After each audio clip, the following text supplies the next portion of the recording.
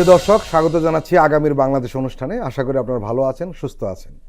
আজকে আমাদের সঙ্গে আলোচনায় রয়েছেন রাজনৈতিক বিশ্লেষক জনাব আশরাফ কায়সার। আপনাকে স্বাগত।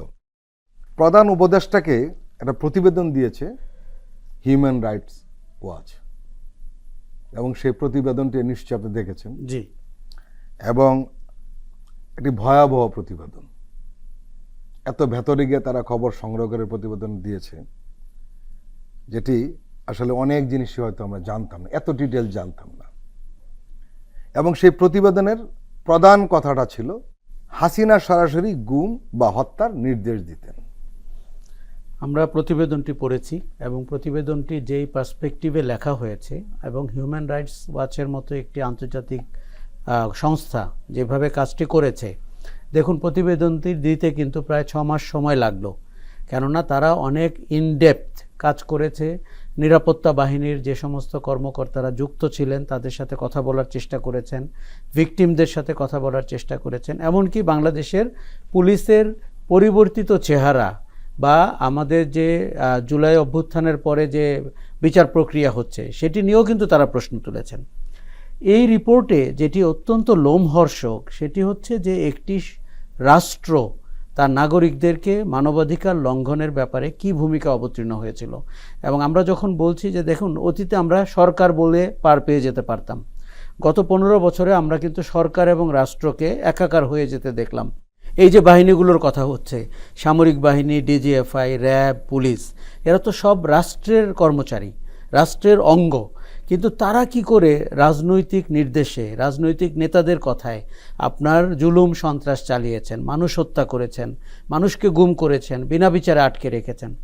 আপনি যেমনটি বলছিলেন যে শেখ হাসিনা তদারক করতেন, এটির প্রমাণ কিন্তু তারা পাতার পর পাতা দিয়ে গেছেন।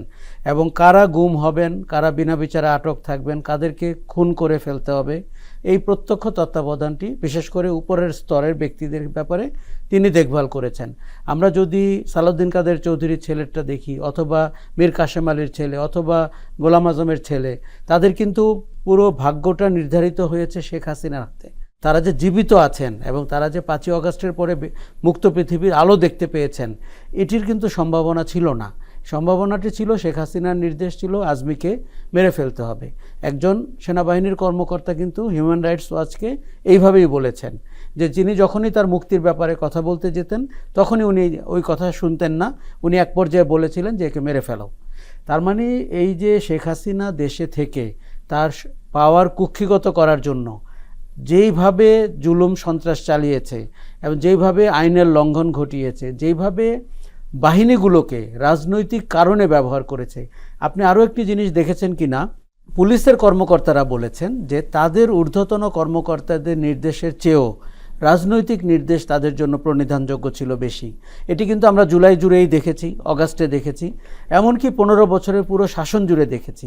দেখুন, পুলিশ একটি রাষ্ট্রীয় প্রতিষ্ঠান, তিনি দেশের আইন কানুন মেনে নাগরিকদের অধিকার রক্ষা করে তার পরিচালিত হওয়ার কথা। এখন সেই পুলিশ যদি হারুনের পুলিশ হয়ে ওঠে, বেনজিরের পুলিশ হয়, কিংবা মনিরুলের পুলিশ হয়, এবং তারা যদি রিপোর্ট করে, এই যে হোম মিনিস্টার যিনি বুচার অফ বাংলাদেশ শফিকুল আলম খুব সুন্দর করে বলেছেন, আমার কাছে এই টাইটেল পছন্দ হয়, এরকম করে আমরা অন্তত 50 জন বা 100 জন মূল অপরাধীদেরকে নাম দিতে চাই, যাতে করে আপনার পৌরাণিক কাহিনীর মতো আমাদের পরবর্তী আরও 10টি জেনারেশন যেন জানতে পারেন এই কালো শাসনটি কেমন ছিল।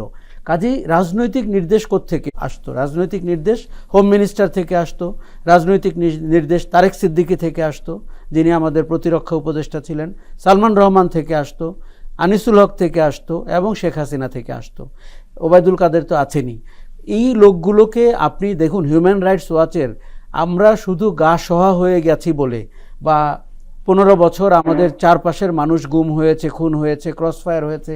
আমি গতকালকে ঢাকা শহরে ক্রসফায়ারের উপরে একটি এক্সিবিশন দেখতে গেলাম, শহীদুল আলম তার ছবি, এবং ড্রিক গ্যালারিতে 2010 সালে এই এক্সিবিশনটি করার চেষ্টা হয়েছিল। আমি সেদিনও গিয়েছিলাম, মহাশ্বেতা দেবী তখন এসেছিলেন, নুরুল কবির ভাই ছিলেন। ওই এক্সিবিশনটি তখন করা যায়নি। ছবিগুলো যদি আপনি একবার দেখেন, ওখানে কিন্তু শুধুমাত্র এভিডেন্সিয়াল সিকোয়েন্স আছে, যে জায়গাটিতে ক্রসফায়ার হয়েছে, তার ব্যবহৃত লুঙ্গি গামছা আছে, সেই ধানক্ষেতটি আছে। শুধুমাত্র ক্রসফায়ার শব্দটি ব্যবহার হয়েছে বলে ওই প্রদর্শনীটি 2010 সালে করা যায়। আপনি নিশ্চয়ই জানেন যে শহীদুল আলম ওই প্রদর্শনীটির আয়োজন করার পর থেকে কিন্তু উনি রোশানলে পড়ে গেলেন এবং এই যে আমাদের যে একটা ভয়ঙ্কর ব্যাপার যে রাষ্ট্রের শত্রু আপনি, এটি কখনো হতে পারে? আমি একটি সরকারের ভিন্নমত পোষণ করব, একটি রাজনৈতিক দলের ভিন্নমত পোষণ করব, কিন্তু কি করে বাংলাদেশ রাষ্ট্রের একজন নাগরিক ডক্টর শহীদুল আলম উনি বাংলাদেশ রাষ্ট্রের শত্রু হয়ে গেলেন শেখ হাসিনা অপছন্দ করছেন বলে? তার মানে আমি বলছি যে একটি শব্দ ক্রসফায়ার বাংলাদেশে নিষিদ্ধ, তার উপরে প্রদর্শনী করা যায়নি। আমরা এখন সংস্কারের কথা বলছি, সংস্কারটি হতে হবে সম্পূর্ণভাবে আপনার খোল নলচে বদলে ফেলার মতো। আগামীতে যেন কোনো রাজনৈতিক হাতিয়ার হিসাবে বাংলাদেশ সেনাবাহিনী, ডিজিএফআই, র্যাব কিংবা পুলিশ ব্যবহৃত হতে না পারেন। এই জায়গাটিতে যদি আমরা না যাই, তবে তার আগে আমার চাওয়া হচ্ছে এই রিপোর্টের ভিত্তিতে বা গুম কমিশন আপনাকে যে রিপোর্ট দিয়েছে বা যেই বর্ণনা দিচ্ছে তাদের উপরে আপনি চিহ্নিত করতে হবে। এখানে কিন্তু এই প্রতিবেদনে গুম কমিশনের ব্যাপারে একটা কথা বলা হয়েছে যে এই যে কমিটি গঠন করা হয়েছে এবং সেখানে তাদের কাজে বাধাগ্রস্ত করার উদ্বেগজনক ইঙ্গিত এই হিউম্যান রাইটস ওয়াচ পেয়েছে এবং কমিশনের সদস্যরা জানিয়েছেন তাদেরকে যে তারা 8টা নতুন অবৈধ আটক কেন্দ্র চিহ্নিত করেছেন, তবে নিরাপত্তা বাহিনী এই গোপন স্থাপনাগুলোর প্রমাণাদি নষ্টের চেষ্টা করছে বলে আশঙ্কা প্রকাশ করেছেন তারা। মানে হিউম্যান রাইটস ওয়াচের কাছে এই গুম কমিশন এই আশঙ্কাটা প্রকাশ করেছে। গুম কমিশন অফিসিয়ালি এবং আনঅফিসিয়ালি এই আশঙ্কাটা অনেকবার প্রকাশ করেছেন। আমি নিজে ব্যক্তিগতভাবে তাদেরকে দেখা করতে গিয়েছিলাম। দেখুন, সবগুলো আয়নাঘর অথবা টর্চার সেল এগুলো কিন্তু নিরাপত্তা বাহিনীর হেফাজতে ছিল। আয়নাঘর বলে যেটি বলা হচ্ছে সেটি ডিজিএফআই এর অফিসের পাশেই আপনার টর্চার সেলটি বা জয়েন্ট ইন্টারোগেশন সেল যেটা তারা বলেন।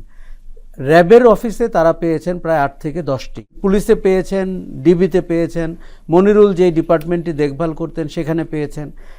দেখুন, 5ই অগাস্টের পরে আমরা দেখেছি বিভিন্নভাবে সেগুলোকে ঢেকে দিতে, সাইনবোর্ড চেঞ্জ করে ফেলতে, আলামত নষ্ট করতে। আমাদের খুব দ্রুত, এবং আমি চেয়েছিলাম যে প্রধান উপদেষ্টা আরও অনেক আগেই আয়নাঘর পরিদর্শনে যাওয়া উচিত ছিল। আপনি সিরিয়াতে যখন সরকার পালিয়ে গেল বা আসাদ পালিয়ে গেল, আপনি দেখলেন যে সেখানে কি করে জেলখানার চিত্রটি বিশ্ব মিডিয়াতে চলে আসলো। আমরা কেন আয়নাঘরে বিশ্ব মিডিয়াকে নিতে পারলাম না? কেন পুলিশের টর্চার সেলে নিতে পারলাম না? এই ব্যর্থতা আমাদেরকে ঘোচাতে হবে। এখানে প্রধান উপদেষ্টা যান কিংবা বিশ্ব মিডিয়া যান, আমরা যেন বুঝতে পারি।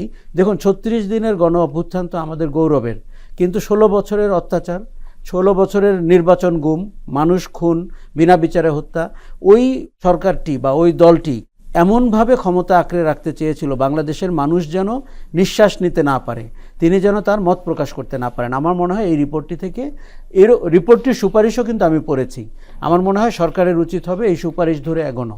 প্রধান সুপারিশ তারা করেছেন সেটি হলো যে র্যাবকে তারা বিলুপ্ত করার প্রস্তাব দিয়েছেন। দেখুন, র্যাব বাংলাদেশের ইমেজের সাথে যায় না, এটি পরিষ্কার। বাংলাদেশ একটা গণতান্ত্রিক রাষ্ট্র হিসাবে মাথা উঁচু করে দাঁড়ানোর চেষ্টা করছে। গত সরকারটি আপনাকে বিভ্রান্ত করেছিল তার ক্ষমতায় টিকে থাকার জন্য। তার 2টি বয়ান ছিল, একটি হচ্ছে যে তার উন্নয়নের বয়ান এবং প্রতিবেশী ভারতকে জড়িয়ে তার একটি ইন্টারন্যাশনাল মহাসড়কে উঠে যাওয়ার বয়ান। বাংলাদেশের গণতান্ত্রিক মূল্যবোধের সাথে র্যাবের অস্তিত্ব যায় না। বিশেষ করে এই অগাস্ট বিপ্লবের যে চেতনা, র্যাব থাকাটাই আসলে একটা অস্বাভাবিক। আমি র্যাব তো বিভিন্ন বাহিনী থেকে আসা ব্যক্তিবর্গ, পুলিশ, সেনাবাহিনী, অন্যান্য, আপনি তাদেরকে যার যার বাহিনীতে ফেরত দেন, কিন্তু আমি বারবার বলছি ফেরত দেওয়ার আগে আপনি অন্তত 100 থেকে 150 জন মানুষকে চিহ্নিত করবেন যারা ওই বাহিনীগুলোকে বিপদগামী করেছিল, যারা আপনার জনমানুষের জীবন অনিরাপদ করেছিল, যারা চাঁদাবাজি করেছিল, যারা ক্রস ফায়ারের নামে মানুষ খুন করেছিল। এদের শাস্তি হতে হবে, আইনানুগ পদ্ধতিতেই হতে হবে, যাতে করে আমরা 2025 সালে বলতে পারি যে আগামী 50 বছরের জন্য আমরা নিরাপত্তা বাহিনীকে শাস্তির আওতায় এনেছিলাম। তারপরে র্যাবকে ডিসফাংশনাল করে ফেলতে হবে, যার যার বাহিনীতে তারা ফেরত যাবে। আপনি জানেন যে মার্কিন যুক্তরাষ্ট্রের 7 জন কর্মকর্তাকে বিধিনিষেধ দেওয়া হয়েছে। বেনজিরের মতো লোক এই সমাজে ঘুরে বেরিয়েছে, জমি দখল করেছে ইত্যাদি। র্যাবকে আপনি বিলুপ্ত করে বিশ্ববাসীকে যেটা বলতে পারবেন সেটা হচ্ছে বাংলাদেশ একটি মানবাধিকারের ধারায় ফেরত এসছে, একটি গণতান্ত্রিক ধারায় ফেরত এসছে, এবং এখানে নিরাপত্তা বাহিনী জনগণের নিরাপত্তা দেওয়ার জন্য তৈরি হয়েছে, সরকারের নিরাপত্তা কিংবা কালো শাসনের নিরাপত্তার জন্য না। র্যাব বিলুপ্তি করা ছাড়া এই কথাতে আপনি যেতে পারবেন না। দেখুন, আমরা আর অনেকবার বলেছি, এখানে 17 দিনের মতো পুলিশ ছিল না, দেশে আইন শৃঙ্খলার কোনো অবনতি হয়নি। প্রায় আপনার 1 মাস বাচ্চারা স্টুডেন্টরা ট্রাফিক কন্ট্রোল করেছে, ঢাকা শহরে কোনো ট্রাফিকের বিপর্যয় ঘটেনি। এগুলো হচ্ছে জুজুর ভয়। এগুলো কারা আপনাকে বলে? যারা আপনার কানের দুপাশে দাঁড়িয়ে থাকে, তারা আপনাকে নিরাপত্তার আশঙ্কার কথা বলে। তারা যখন সরকারের পেছনে চলে যায়, প্রধান উপদেষ্টা কিংবা উপদেষ্টাদের, তখন তাদের আসলে বিবেচনা বোধ কাজ করে না। তারাই যখন আবার বাইরে আসবেন, পরিষ্কার দেখতে পাবেন তাদের কি করা দরকার ছিল। এনারা একটা জুজুর ভয় তৈরি করে, যাতে করে আপনি নিরাপত্তাতে বিনিয়োগ করেন, যাতে করে তাদের অগণতান্ত্রিক দাবি আপনি মেনে নেন। আপনি ভাবতে পারেন 3000-এর মতো মানুষকে গুম, খুন এবং বিনা বিচারে হত্যা করা হয়েছে। অকল্পনীয়। এটি তো আমরা নিজেরাও কিন্তু এত বড় অঙ্ক ভাবতাম না। কিন্তু দেখেন, প্রত্যেকটা লোককে যারা ভাগ্যক্রমে বাইরে এসেছে, তারা কারোর সাথে কথা বলতো না। তাদেরকে বলা হয়েছিল তাকে বলতে হবে যে উনি প্রেমের টানে ঘর থেকে বেরিয়ে গেছিলেন। মানে একটা রাষ্ট্র, একটা সরকার তা নাগরিকদের সাথে এতটা অমানবিক হতে পারে? আপনার মনে আছে কি না যে পররাষ্ট্রমন্ত্রী এবং আরও কয়েকজন মন্ত্রী বলছিলেন কিছু লোক ভূমধ্যসাগরে চলে গেছেন, ইটালি যাওয়ার চেষ্টা করেছিলেন, ভূমধ্যসাগরে ডুবে মরে গেছেন। কোনো তথ্য ছাড়াই এগুলো তারা মানুষের সাথে মশকরা করেছেন, আমাদের জীবন নিয়ে তারা হাসি ঠাট্টা করেছেন।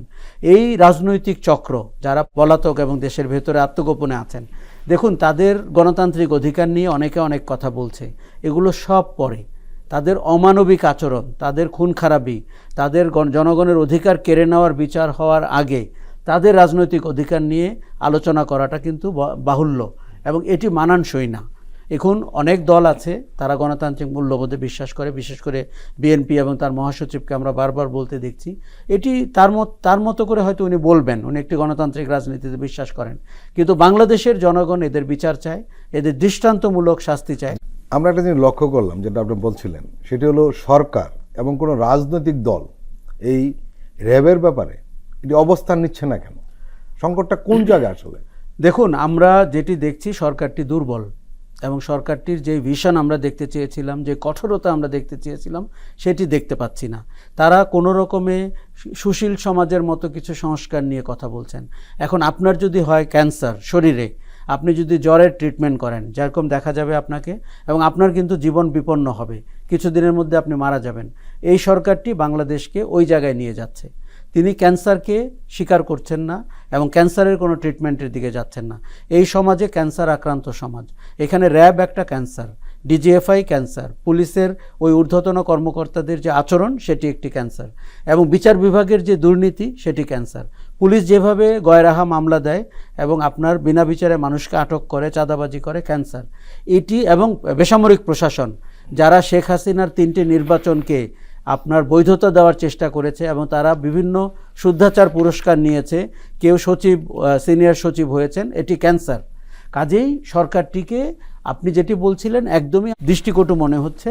এটি সরকারের তো প্রাইমারি এজেন্ডা থাকা উচিত।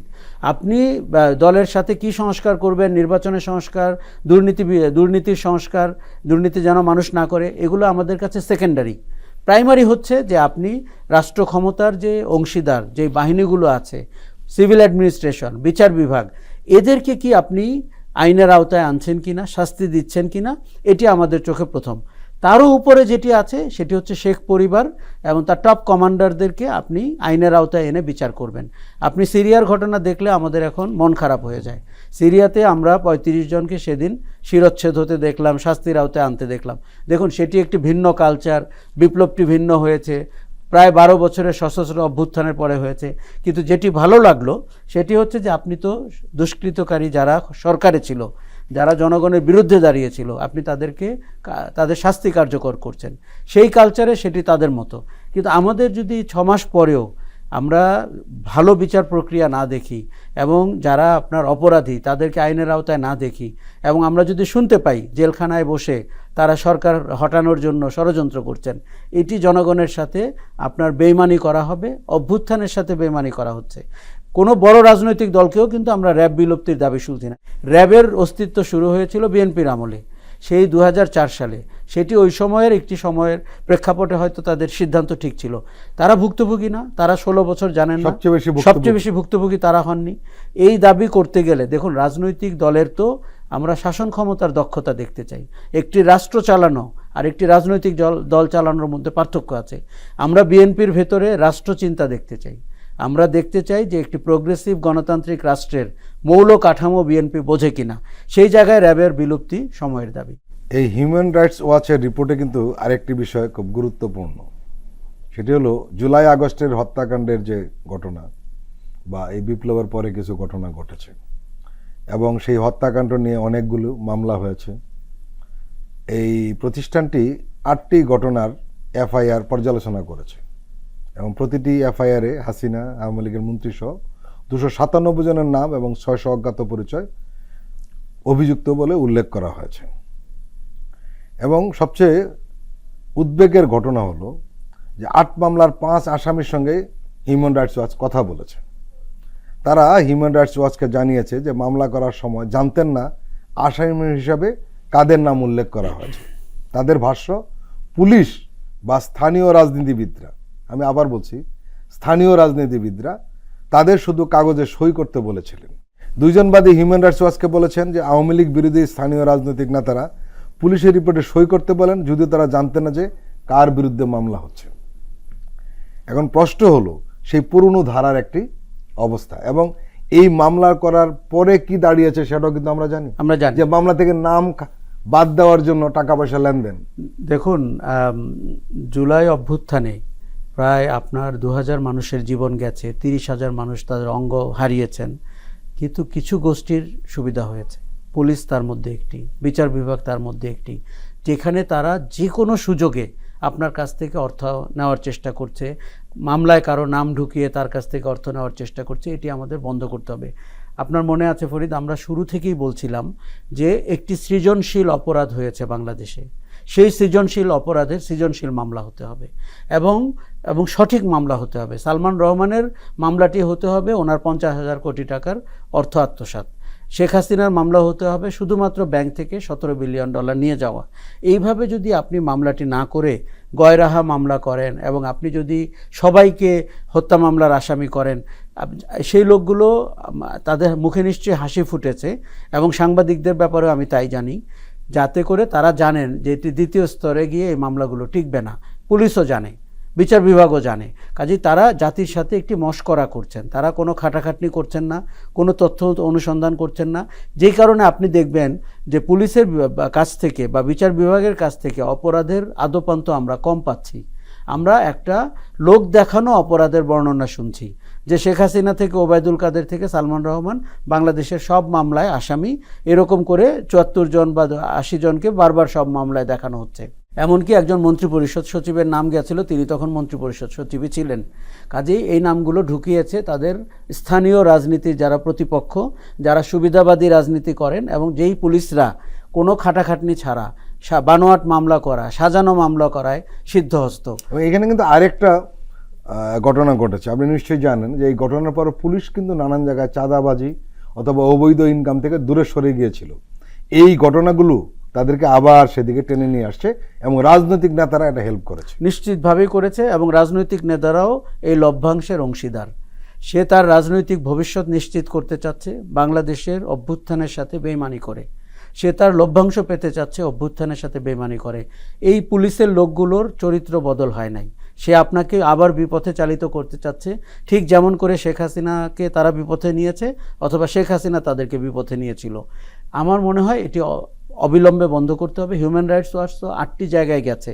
আমরা অন্তত 100খানেক মামলার বর্ণনা জানি যেখানে বাদী মামলার আসামিদেরকে চেনেন না, মামলার আসামিদের নাম আগের থেকে নোট করা ছিল, তিনি শুধু স্বাক্ষর করেছেন। তাহলে যেটি হলো, আপনি যদি এখন সাভার কিলিং দেখেন, বসিলা কিলিং দেখেন, উত্তরা কিলিং দেখেন, বাড্ডা দেখেন, যাত্রাবাড়ি দেখেন, এই অপরাধে যারা অভিযুক্ত তাদেরকে যদি আপনি এই বর্ণনা সহ মামলা না দেন এবং এই ধরনের গণহত্যার জন্য তাদের আইনের আওতায় না আনেন এবং শাস্তি না দেন, সেটি কিন্তু বাংলাদেশের অভ্যুত্থানের সাথে বেইমানি করা হচ্ছে। কাজেই পুলিশের হাতে আপনি এদের শাস্তির ভার দিয়ে দিবেন না, নিম্ন স্তরের বিচার বিভাগের হাতে দিয়ে দিবেন না। তাদের এটি টাকা খাওয়ার মৌসুম। তারা জুলাইয়ের আগেও টাকা খেয়েছেন, যে বিরোধী দলের লোকজনকে হাজার হাজার মামলা দিয়ে।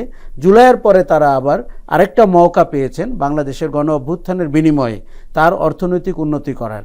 এটি বন্ধ করতে হবে এবং হিউম্যান রাইটস ওয়াচের রিপোর্টের এটি কিন্তু খুব প্রণিধানযোগ্য অংশ দেখুন, হাসিনা শাসনের কালো অধ্যায় আরও অনেক বছর বাংলাদেশে আসবে, আরও অনেক মানুষ নিশ্চয়ই মুখ খুলবেন। কিন্তু জুলাইয়ের পরে যে অনিয়মটা হচ্ছে, যে অন্যায়টা হচ্ছে, যে দুর্নীতি হচ্ছে, যে ক্ষমতার অপব্যবহার হচ্ছে, এটি কিন্তু সরকারকে কঠোর হস্তে দমন করতে হবে। এখন পুলিশের শুধু পোশাক বদল, হাস্যকর পোশাক বদলে আপনি কি করে তার দুর্নীতির চক্র ভাঙবেন? পুলিশ যে আইন প্রয়োগের অধিকারী, সে যদি দুর্নীতিগ্রস্ত হয়, আপনি জানেন বাংলাদেশের 1/3 অপরাধ সংগঠিত করে পুলিশ একাই। কাজে এরকম একটি বাহিনীকে আপনি কমপ্লিটলি ডিফারেন্ট ট্রেনিংয়ে আনতে হবে। সে যেন ভুলেও টাকার কাছে না যেতে পারে, সে যেন বানোয়াট মামলা না করতে পারে, সে যেন নিম্ন স্তরের বিচার বিভাগকে প্রভাবিত করতে না পারে, সে যেন তদন্তটি করতে পারে। এখন টাকা চাওয়া হচ্ছে, আর আপনি জানেন আওয়ামী লীগ অঢেল টাকা নিয়ে পালিয়েছে অথবা বসে আছে। তারা কিন্তু টাকা পয়সা দিয়ে তাদের মামলা থেকে নাম তুলে নিচ্ছেন। এমনকি সালমান রহমানকে আইনগত অধিকার দেওয়ার জন্য চেষ্টা হয়েছে। এগুলো সব কিন্তু ষড়যন্ত্রের অংশ। এবং এরা কিন্তু সবাই, আপনি জানেন, এই প্রশাসনের 90 ভাগের উপরে মানুষ হাসিনা শাসনের সুবিধাভোগী। তারা ওই সময় রিক্রুটেড, ওই সময় ফুলে ফেঁপে উঠেছেন, ওই সময়ের সব অন্যায়ের সাথে যুক্ত ছিলেন। এদেরকে রেখে আপনি এই ক্যান্সার রেখে এই শাসন করতে পারবেন না, আপনার কোনো সংস্কার কাজে আসবে না। আমরা সুন্দর সুন্দর রিপোর্ট পাবো সংস্কারের, ভালো ভালো লোকজন কমিশনের চেয়ারম্যান হবেন, কিন্তু সংস্কার ততটাই গুরুত্বপূর্ণ যতটুকু আপনি বাস্তবায়ন করতে পারবেন। সেই বাস্তবায়নের বাধা আপনি খেয়াল করেছেন, বেসামরিক প্রশাসন, অ্যাডমিন ক্যাডার, তারা রিপোর্টের আগেই যেইভাবে চক্ষু রাঙিয়েছেন এবং কমিশন প্রধানকে পদত্যাগ করতে বলেছেন, এটি অভাবনীয়। সেই সংস্কার পুলিশ বাস্তবায়ন হতে দিবে না, র্যাব দিবে না, ডিজিএফআই দিবে না, বিচার বিভাগও দিবে না। তাহলে আপনি সংস্কারটি করবেন কোথায়? দেখুন, বাংলাদেশের মানুষের আশা আকাঙ্ক্ষা কী সেটি আমরা জুলাইয়ে টের পেয়েছি। প্রতিদিন তো তারা সকালবেলা এসে আপনাকে আশা আকাঙ্ক্ষা বলবে না। যারা দায়িত্বে আছেন এই আশা আকাঙ্ক্ষার ধারক তারা হতে হবে এবং তাদেরকে জিরো টলারেন্সে যেতে হবে। মানুষ তার চাওয়াটা একবার বলে গেছে, প্রতিদিন আসার কথা এই নিয়ম তা না। এখন যদি সরকার সেটিকে না নেয় এবং সরকারের কেউ কেউ যদি আবার তাদের সামাজিক এবং রাজনৈতিক সুবিধা ভোগ করার চিন্তা করেন, এটি বাংলাদেশের অভ্যুত্থানের সাথে সাংঘর্ষিক হচ্ছে। প্রিয় দর্শক, আমরা এখন একটি বিরতি নিচ্ছি, আপনারা আমাদের সঙ্গেই থাকুন।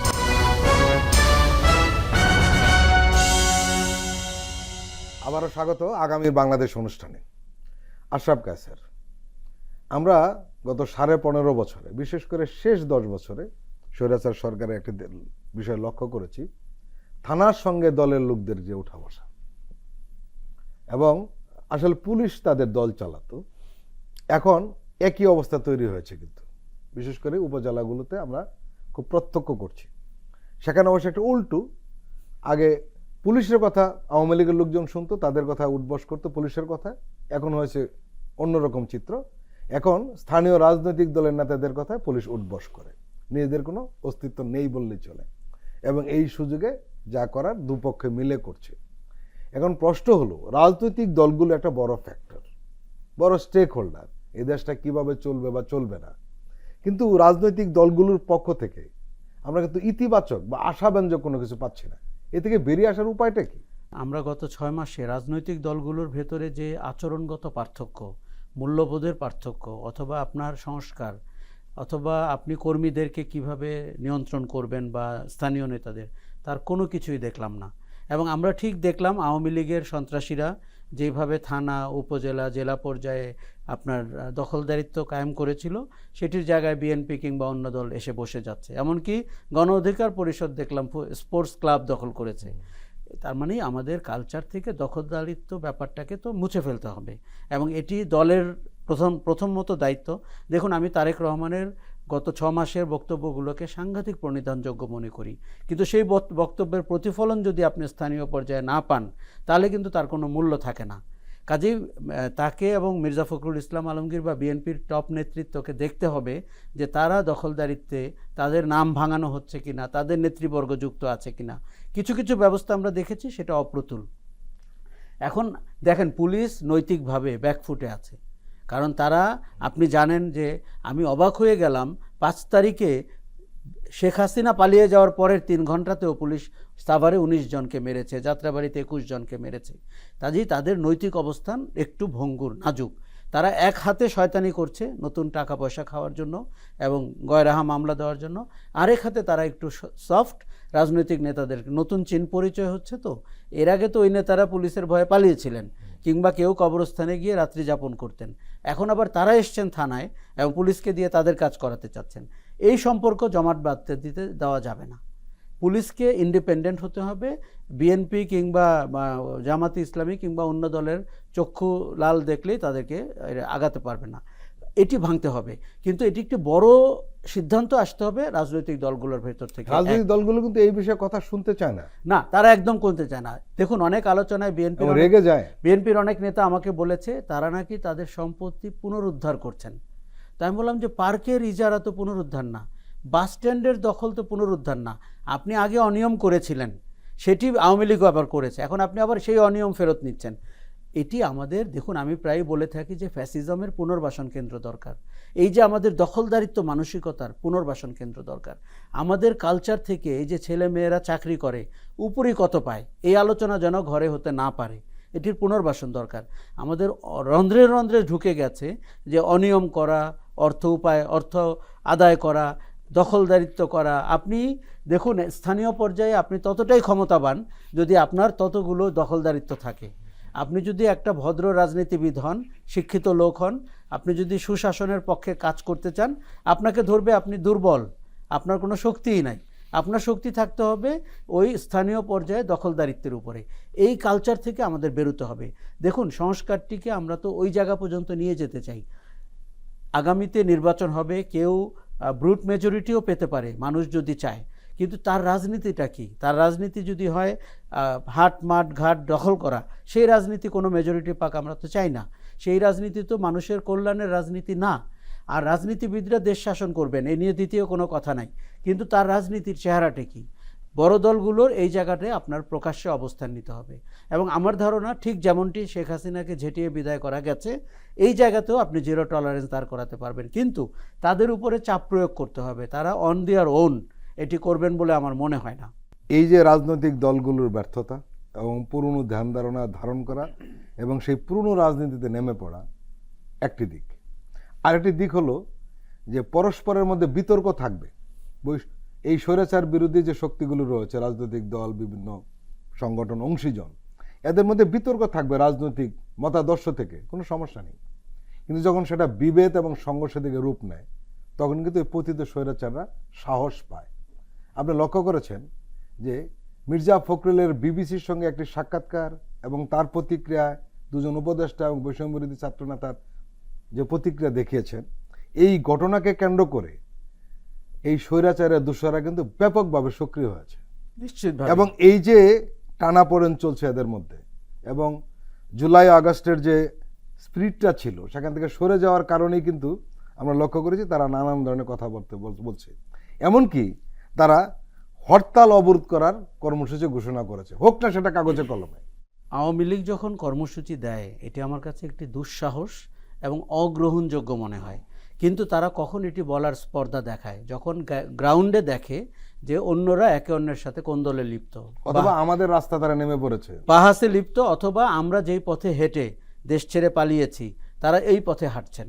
তারা তো নিশ্চয়ই হাসছেন কোথাও বসে যে আমরা দলগুলোকে দেখতে পাচ্ছি তারা আওয়ামী লীগ হওয়ার চেষ্টা করছেন, তারা ফ্যাসিবাদী হওয়ার চেষ্টা করছেন, তারা দখলদারিত্ব পাওয়ার চেষ্টা করছেন। দেখুন, একটা কথা বলি আপনাকে, দলগুলোর মধ্যে বিতর্ক থাকবে, এটি খুব স্বাভাবিক। এবং আপনি বাজারে 5টা দল, 8টা দল, 10টা দল থাকবে, তাদের ভিন্ন ভিন্ন রাজনীতি থাকবে, এটি আমরা চাই। এবং শেখ হাসিনা এটির বিরোধিতা করেছেন এবং কুচক্রী হিসাবে সমাজে আবির্ভূত হয়েছেন। কিন্তু সেই বিরোধিতার কিন্তু আপনার জানেন যে একটি বাউন্ডারি আছে। এবং বিশেষ করে ফ্যাসিবাদ বিদায়ের পরে, স্বৈরাচারী শাসন বিদায়ের পরে আমরা যদি 5 মাসের মধ্যে দেখি সব রাজনৈতিক দল একে অন্যের আখের গোছানোতে ব্যস্ত, কে কোথাও কাকে পদ দিবেন সেটিতে ব্যস্ত, আগামী নির্বাচনে কি করে সুবিধা পাবেন অনৈতিকভাবে হলেও সেটি নিয়ে ব্যস্ত, তখন কিন্তু এটা দুর্ভাগ্যজনক। আজকের পরিস্থিতি কিন্তু তাই। দেখুন, মির্জা ফখরুল বিবিসিতে যেটি বলেছেন, এটি অত্যন্ত স্ট্যান্ডার্ড কথা, যে সরকার যদি তার নিরপেক্ষতা প্রমাণ দিতে না পারে, আমাদের নিরপেক্ষ সরকার লাগতেও পারে, এটি স্বাভাবিক কথা। সরকার যদি 3 জন ছাত্র উপদেষ্টাকে নিয়ে তাদেরকে অ্যালাউ করে পলিটিক্যাল পার্টি করতে, সরকার নিরপেক্ষতা হারাবে। সরকার যদি আওয়ামী লীগকে রাজনৈতিক সুবিধা দেয়, সরকার নিরপেক্ষতা হারাবে। সরকার যদি তার উপদেষ্টাদের কারো কারো রাজনৈতিক অ্যাম্বিশনকে প্রশ্রয় দেয়, সরকার নিরপেক্ষতা হারাবে। এটি বলা খুব স্বাভাবিক। একজন বর্ষিয়ান রাজনৈতিকবিদ এই কথা বলবেন, এটিই স্বাভাবিক। তাতে করে যদি আপনি 1-11 গন্ধ পান, 1/11-তে তো সবচেয়ে বড় ভিকটিম হয়েছে বিএনপি। বিএনপি 17 বছর ক্ষমতার বাইরে 1/11-র কারণে। এখন নতুন 1/11 কারা তৈরি করার ওই চেষ্টা সাক্ষাৎকারে কিন্তু আওয়ামী লীগের রাজনীতি থাকবে কি থাকবে না এ ব্যাপারে উনি প্রশ্নটা স্পষ্ট করেন নাই। উনি শুরু থেকে এটি করছেন না, এবং এটি আমরা বিএনপির একটি এবং দুর্বল একটি মজার ঘটনা, ওনারা সবসময় বলছেন যে জনগণ সিদ্ধান্ত নিবে। আশরাফ কায়সার, আপনি নিশ্চয়ই জানেন জনগণ তো 5ই আগস্ট সিদ্ধান্ত নিয়েছে আওয়ামী লীগের ব্যাপারটা, এখন নতুন করে আর কি সিদ্ধান্ত আমি নিবে? আপনাকে বলি 5ই আগস্ট আসে 10-15 বছর পর পর। তো জনগণ কি প্রতিদিন সকালে বাজারের ব্যাগ নিয়ে আপনাকে জানাবেন যে মির্জা ফখরুল সাহেব আমার সিদ্ধান্ত এটা? উনি রাজনৈতিক কথা বলছেন, এটি অদায়িত্বশীল কথা। জনগণ আপনাদেরকে দেশ শাসনের সুবর্ণ সুযোগ তৈরি করে দিচ্ছেন, বা আপনি ইতিমধ্যেই কিছুটা পেয়েছেন। রাজনৈতিক দলগুলোকে দায়িত্বশীল এবং ভিশনারি হতে হবে। 5 তারিখে মানুষ বলে দিয়েছে না আওয়ামী লীগের রাজনৈতিক ভবিষ্যৎ কী? 5 তারিখে মানুষ বলে দেয়নি ওরকম শাসন আমরা আর চাই না। 5 তারিখে মানুষ বলে দেয়নি যারা আমার ছেলেকে খুন করেছে তারা যেন ভোটে দাঁড়াতে না পারেন। এইরকম দেয়ালের লিখন যদি আপনি পড়তে না পারেন, আপনি কেমন রাজনীতিবিদ? কোনো রাজনীতিবিদ যদি এই নিয়ে বাহাস করে, বিতর্ক করে, তার মতলব ভিন্ন বলে আপনি মনে করবেন। এবং দেখুন, মানুষকে বিভ্রান্ত করা রাজনীতিবিদদের কাজ না। রাজনীতিবিদদের কাজ মানুষ বিভ্রান্ত হলে তাকে দিক নির্দেশনা দেওয়ার। বর্তমান সময়টি অনেকটাই ফ্লুইড। এই সময়টাতে রাজনীতিবিদের কাজ হচ্ছে মানুষকে পরিষ্কার দিক নির্দেশনা দেওয়া। আওয়ামী লীগ 10 বছর আগে বা 15 বছরের আগে বা ক্ষমা চাওয়ার আগে বা শাস্তি হওয়ার আগে কোনো রাজনৈতিক কর্মকাণ্ডে অংশ নিতে পারে না। এটিই জনগণের চাওয়া। আপনি যদি এই চাওয়া বাস্তবায়ন না করতে পারেন, আপনি সরকার হিসাবে থাকবেন না। আপনি এই চাওয়া বাস্তবায়ন না করতে পারলে আপনি নির্বাচিত সরকার হওয়ার আশা করেন না। জনগণকে যারা ভুল বুঝেছে বা প্রকৃষ্ট চেহারাটি দেখতে পায়নি 5 তারিখে, তাদেরকে আমি আবার অনুরোধ করব, ওই ভিডিওগুলো, ওই দাবিগুলো, ওই গ্রাফিটিগুলো, ওই মিছিলটি আরেকবার দেখতে। সেখানে কিন্তু রাজনৈতিক সংস্কৃতি সম্পর্কেও পরিষ্কার বক্তব্য রয়েছে। কাজেই যারা এই রাজনীতি করছেন তারা গণবিরোধী রাজনীতি করছেন এবং তারা বাংলাদেশ বিরোধী রাজনীতি করছেন। বাংলাদেশ বিরোধী রাজনীতি করে কিন্তু বাংলাদেশে আপনি ভালো করতে পারবেন না। আপনি নিশ্চয়ই দেখেছেন যে আওয়ামী লীগের হরতাল অবরোধ ঘিরে কঠোর হবে সরকার, এরকম একটা কথা বলেছেন প্রেস সচিব শফিকুল আলম। এবং একটা সরকারি মনোভাবটা এরকম। এবং উনি কিছু কথাবার্তা বলেছেন যে হত্যাকাণ্ড, দুর্নীতির জন্য ক্ষমা না চায় যতক্ষণ না তাদের দোষী নেতাকর্মীদের বিচারের মুখোমুখি না হয়, এবং যতদিন পর্যন্ত দলটির বর্তমান নেতৃত্ব ফেসিবাদী আদর্শ থেকে না হয়ে আসে ততক্ষণ পর্যন্ত তাদের কোনো কর্মসূচি পালন করতে দেওয়া হবে না। উনি একটা প্রশ্ন রেখেছেন যে মিত্রবাহিনী কি নাৎসিদের প্রতিবাদ করতে দিয়েছিল? আরেকটি বিষয় আপনাকে একটু যোগ করি, যে আপনি লক্ষ্য করেছেন যে এর আগে কিন্তু আওয়ামী লীগ আবার মাঠে নামার চেষ্টা করেছিল নূর হোসেন দিবসে, জি, এবং তখন কিন্তু সব দল একসঙ্গে নেমেছিল এবং এই ঘোষণার পরপরই তাদের রিয়াকশনটা দিয়েছিল। কিন্তু আমরা লক্ষ্য করলাম এখন আওয়ামী লীগের কথাবার্তা এবং তাদের এই ধরনের কর্মসূচি দেওয়া গোপন জায়গা থেকে, এই বিষয়ে সরকার এবং বৈষম্য বিরোধী ছাত্র আন্দোলন এরা কথা বলছে, কিন্তু অন্য রাজনৈতিক দলগুলো কথা বলছে না। এটি অত্যন্ত সন্দেহজনক, এটি অদায়িত্বশীল এবং এটি মানুষের প্রত্যাশার পাশে হচ্ছে না। দেখুন, আওয়ামী লীগ নূর হোসেনকে নিয়ে বেঁচে থাকার চেষ্টা করেছে। আওয়ামী লীগ এখন একটা দেউলিয়া রাজনৈতিক দল। আওয়ামী লীগ ডোনাল্ড ট্রাম্পকে তাদের নেতা হিসাবে প্রতিষ্ঠা দেওয়ার চেষ্টা করেছে। আওয়ামী লীগ পরিমণিকে নিয়ে বেঁচে থাকার চেষ্টা করছে। এবং সর্বশেষ অপু বিশ্বাস, যে শোরুম উদ্বোধন করতে যেতে পারে নাই, অতএব সে একজন নায়িকা, আবেগঘন স্ট্যাটাস দিতেই পারে। আওয়ামী লীগেররা সেটিকে প্রচার করছেন, শেয়ার করছেন এবং বলছেন যে একজন অভিনেত্রীর অধিকার লঙ্ঘিত হয়েছে। সেই দল যে আপনার নাগরিক অধিকার হরণ করেছে, সেই দল যে আপনার ভোটাধিকার হরণ করেছে, জীবনের অধিকার হরণ করেছে, সেই দল এখন একজন নায়িকার অধিকার নিয়ে চিন্তিত। কতটা দেউলিয়া হলে শেখ মুজিবুর রহমানের আওয়ামী লীগ, হোসেন শহীদ সোহরাওয়ার্দীর আওয়ামী লীগ, মাওলানা ভাসানীর আওয়ামী লীগ, অপু বিশ্বাস আর পরিমণিতে এসে স্থিতি পেয়েছেন। রাজনৈতিক দল, বিশেষ করে বিএনপি, জামাত এবং বৈষম্য বিরোধীরা, নাগরিক কমিটি, এরা প্রত্যেকে আওয়ামী লীগের ব্যাপারে এক জায়গায় দাঁড়াতে হবে এবং সেটিই জনগণের প্রত্যাশা। আপনি আগামীতে ভোট হবে, বাংলাদেশে অনেক দল আছে, অনেক রাজনৈতিক মতাদর্শ আছে, তাদের মধ্যে প্রতিদ্বন্দ্বিতা হবে এবং আওয়ামী লীগের কোনো চিহ্ন রাজনীতিতে তো দূরের কথা, ভোটের বাক্সেও থাকা উচিত হবে না নৈতিকভাবে চিন্তা করলে। এবার আপনি তাদের বিচার প্রক্রিয়া দেখেন। এই যে টপ ব্রাস আওয়ামী লীগের, আমি তো তাদেরকে কোনোভাবেই জীবদ্দশায় আর রাজনীতি করতে পারবে বলে মনে করি না। শেখ হাসিনা বাংলাদেশের মাটিতে আর কোনো দিন আসতে পারবেন না। এবং তাদের যে চেহারাগুলো আমরা দেখেছি 15 বছরে, এদের কোনো রাজনৈতিক ভবিষ্যৎ নাই। দেখুন, কেউ কেউ ফেসবুকে স্ট্যাটাস দিয়ে মাঠ জমাতে চেষ্টা করছেন। এক ভদ্রমহিলা তার বয়ান শেয়ার করেন দিনে 2টি করে বা 3টি করে, যিনি 18 সালের যে রাতের ভোট সেটি হয়েছে বলে উনি মনে করেন না। সেই মহিলা যিনি 15 বছরে জনগণের কোনো অধিকার আদায়ের পক্ষে দাঁড়াননি, তিনি বয়ান নিয়ে হাজির হয়েছেন। প্রতিদিন আপনাকে বলে ইউনূস সরকারের ভবিষ্যৎ কি, ছাত্রদের ভবিষ্যৎ কি। এই ধরনের অদায়িত্বশীল সুবিধাবাদী একসময় ভারতীয় গোয়েন্দা সংস্থার পেইড লোকজন, এবং শেখ হাসিনার গণভবনে আপনি জানেন আমি সেদিন একটি ছবি শেয়ার করেছি, 14 সালের নির্বাচনের পরের দিন চা চক্রে আমন্ত্রণ জানিয়েছিলেন সুশীল সমাজ, নাটক, শিল্পী, সাহিত্যিকরা। আপনি ছবিটিতে দেখবেন যে দলদাসরা কিভাবে উৎসব করেছিলেন বাংলাদেশের ভোটহীনতার নির্বাচনকে। কাজেই এরা যে আবার নাটকের নামে, সিনেমার নামে, শিল্প সাহিত্যের নামে, বয়ান নামে তারা ফেরত আসার চেষ্টা করছে, এটিকেও আপনার কাউন্টার করতে হবে। আমরা তাদের নাগরিক অধিকারের পক্ষে, আমরা শেখ হাসিনার মতো শাসন চাই না, কিন্তু সেই অধিকার কিন্তু দায়িত্বশীলতার সাথে হতে হবে। সেটি যেন হঠকারিতা না হয়, সেটি যেন অ্যানার্কি না হয়।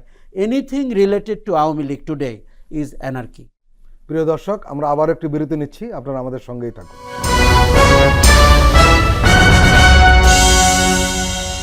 প্রিয় দর্শক, আবারও স্বাগত আগামীর বাংলাদেশ অনুষ্ঠানে। আজকে আমাদের সঙ্গে আলোচনায় রয়েছেন রাজনৈতিক বিশ্লেষক আশরাফ কায়সার। পুতুলের সূচনা ফাউন্ডেশনের অস্তিত্ব পায়নি দুদক, এবং ঠিকানায় গিয়ে দেখা গেছে যে সাইমা ওয়াজেদের সূচনা ফাউন্ডেশনের অস্তিত্ব বলতে কিছু নেই। এবং আপনি জানেন যে অলাভজনক ও স্বেচ্ছাসেবী সংস্থার সূচনা ফাউন্ডেশনের প্রতিষ্ঠা 2014 সালে। সংস্থাটি মানসিক প্রতিবন্ধকতা, স্নায়ুবিক ব্যাধি, অটিজম এবং মানসিক স্বাস্থ্য সমস্যা নিয়ে কাজ করত বলে জানা যায়। সাইমা ওয়াজেদ পুতুল এর ট্রাস্টি, বোর্ডের প্রধান এবং প্রতিষ্ঠাতা চেয়ারম্যান। জি। এবং ঠিকানা পাওয়া যায় না, এইটা কিন্তু মেজর ব্যাপার নয়। মেজর ব্যাপারটা হলো অন্য জায়গায়। সেটা হলো যে সিটি ব্যাংকের ব্যবস্থাপনা পরিচালক একটি গোলটেবিল বৈঠকে মাসরুর আরিফিন, উনি একজন লেখকও, জি, উনি কিন্তু একটা বলেছেন যে একটি গোষ্ঠী ব্যাংকের টাকা খেয়ে ফেলেছে, আর ব্যাংকের CSR এর, যেটা সামাজিক দায়বদ্ধতা বলি আমরা, মানে সামাজিক দায়বদ্ধতা তহবিল, এই টাকাটা খেয়ে ফেলেছে সূচনা ফাউন্ডেশন এবং centre for research and information, CRI। এখানে আরেকটি তথ্য রয়েছে, সেটি হলো যে বিনিময় প্ল্যাটফর্ম ছিল শেখ হাসিনার সেলের শেল কোম্পানি। এটা বলেছে বাংলাদেশ ব্যাংকের গভর্নর। বিষয়গুলো আপনি নিশ্চয়ই দেখেছেন। আমি দেখেছি। এবং যতই দিন যাচ্ছে সব কিছু বেরিয়ে আসতেছে। এখনও আপনি তাদের অনিয়মের, দুষ্কর্মের 1% জানতে পেরেছেন, 99% এখনও বাকি। শাসনটি কত ভয়ঙ্করভাবে বাংলাদেশের অধিকার কেড়ে নিয়েছে, দুর্নীতি করেছে এবং মানুষের গণতান্ত্রিক অধিকার কেড়ে নিয়েছে। প্রথমে বলি আপনাকে, সূচনা ফাউন্ডেশন এবং CRI এদেরকে আবার আপনার ট্যাক্স ওয়েভার দেওয়া হয়েছিল। আপনি যদি ওদেরকে ডোনেট করতেন তাহলে আপনার NBR আপনাকে বলেছিল যে ট্যাক্স দিতে হবে না ওই টাকার উপরে।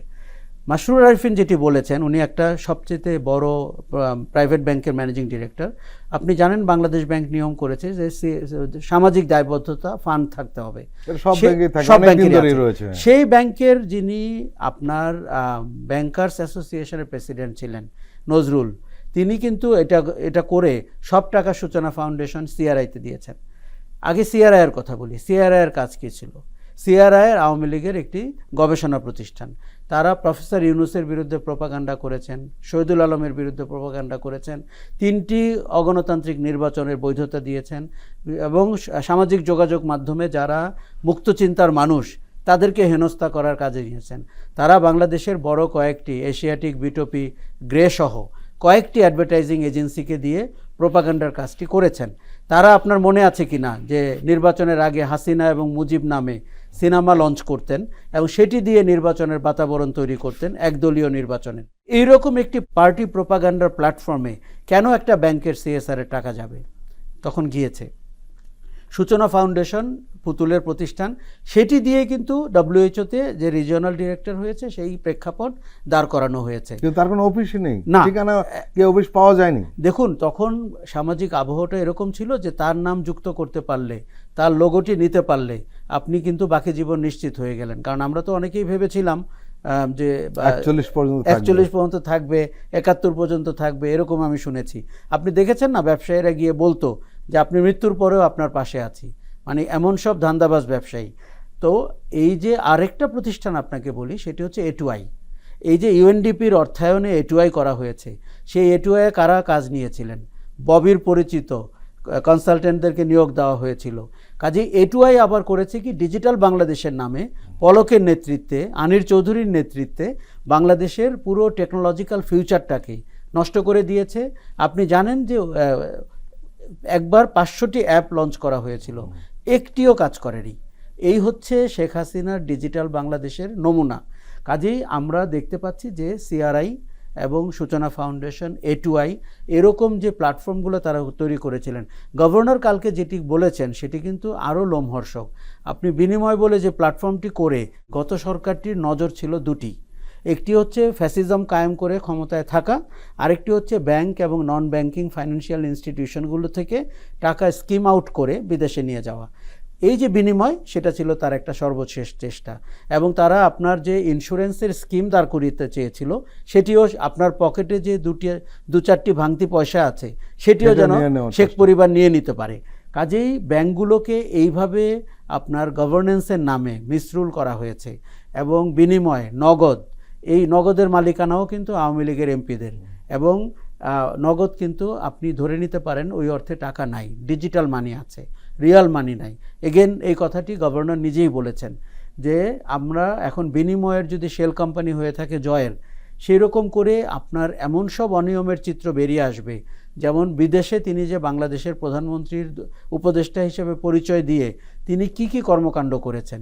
আমাদের যে প্রতিমন্ত্রী ছিলেন বৈদেশিক বিষয়ক শাহরিয়ার আলম, তার টেলিভিশন চ্যানেল এখনও ভ্যালিড, তার প্রতিষ্ঠানে কিন্তু এখন আপনি তদন্ত করেননি, কিন্তু তার অপকর্মের বর্ণনা, বিশেষ করে মুজিব 100 অথবা বাংলাদেশের 50 বছর, যেই সময়টিতে কোনো জাতীয় নেতাকে স্বীকৃতি না দিয়ে, বাংলাদেশের মুক্তিযোদ্ধাদেরকে স্বীকৃতি না দিয়ে একটা ভিন্ন বয়ান নরেন্দ্র মোদীর সামনে উপস্থাপন করলো। শাহরিয়ার আলম কিন্তু সেই কলকাঠি নেড়েছিলেন, সেই কুশীলবদের একজন। কাজেই সরকারটি, আরেকটা কথা আপনাকে বলি, সফট ন্যারেটরদেরকে সরকার হায়ার করেছিলেন। Gemcon group, Dhaka lead fest, এমনকি 2টি পত্রিকা এখনও রয়েছে তাদের মালিকানায়। তারা বিদেশে লবিস্ট নিয়োগ করেছিলেন, তারা নিউ ইয়র্ক টাইমস, ব্লুমবার্গে লেখা ছাপিয়েছিলেন। তারা এখনও শেখ হাসিনাকে ফিরিয়ে আনার জন্য লবিস্টকে পয়সা দিচ্ছেন ইউকেতে অ্যান্ড ইউএসএতে, যেটি বাজারে এসছে। এই সফট ন্যারেটরদেরকে আপনার আইডেন্টিফাই করতে হবে। গত কুশাসনটির একটা বড় কুশীলব ছিল যারা সুবেশধারী মানুষ, ভুরভুর করে গা থেকে গন্ধ আসে, কিন্তু বাংলাদেশের জনগণের চোখে অত্যন্ত কালো ভূমিকা তারা রেখেছেন। রাজনৈতিক দলগুলোর মুখ থেকে আমরা এই বিষয়গুলি শুনতে চাই, কিন্তু তারা এই বিষয়গুলি টোটালি নীরব। তারা ওই পচা রাজনীতির অপভ্রংশ হিসাবে বাজারে প্রতিষ্ঠা পেতে চাচ্ছেন। দেখুন, বাংলাদেশের জনগণ এটি মেনে নিবে না যে শেখ হাসিনা এবং আওয়ামী লীগের দোসররা পালিয়েছে, তাই বলে আমি একটি খারাপ চয়েসকে মেনে নিব, এটি কিন্তু ঘটবে না। এখন যারা বাজারে রাজনৈতিক দল হিসাবে আছে বা বৈষম্য বিরোধীদের যে দল আসবে, তাকে আপনি অতীতের যে কোনো সময়ের চেয়ে ভালো রাজনীতি অফার করতে হবে এবং আপনার আদর্শবাদী রাজনীতি অফার করতে হবে, রাজনৈতিক সংস্কারের কথা বলতে হবে এবং আপনার ওই সংস্কারের মধ্যে যেন আপনার কালচারাল সংস্কারটাও থাকে। এটি কিন্তু অত্যন্ত অন্যায় হচ্ছে যে আওয়ামী লীগের ব্যাপারে, তাদের কোলাবোরেটরদের ব্যাপারে রাজনৈতিক দল কথা বলছে না। তারা একটা অদ্ভুত সস্তা জিনিস করার চেষ্টা করছে, সেই ভাগবাটোয়ারার রাজনীতি করার চেষ্টা করছে। শেখ হাসিনা যেগুলো খেয়ে গেছেন সেই পথে হাঁটার চেষ্টা করছেন, উনি যে কুকর্মগুলো করেছিলেন সেই পথে হাঁটছেন। তাদেরকে একটা জিনিস মনে রাখতে হবে, পরিণতি কিন্তু 5ই আগস্ট। এটি গত 5ই আগস্ট একবার দেখিয়েছেন। আগামীতে যারা এই অপরাজনীতি করার চেষ্টা করবেন, তাদের পরিণতি কিন্তু 5ই আগস্টের চেয়েও খারাপ হবে। 5ই আগস্টে যেই আমরা হয়তো সফট হয়েছি, অনেক ক্ষেত্রে প্রতিশোধমূলক হইনি, অনেক ক্ষেত্রে পালিয়ে যেতে দেওয়া হয়েছে, ক্যান্টনমেন্ট থেকে কিভাবে গেলেন, আগামী 5ই আগস্ট কিন্তু এই সুযোগ নাও রাখতে পারে। আশরাফ কায়সার, আপনাকে আন্তরিক ধন্যবাদ। প্রিয় দর্শক, আজকের অনুষ্ঠান আমরা এখানে শেষ করছি। আপনারা ভালো থাকবেন, সুস্থ থাকবেন। আল্লাহ হাফেজ।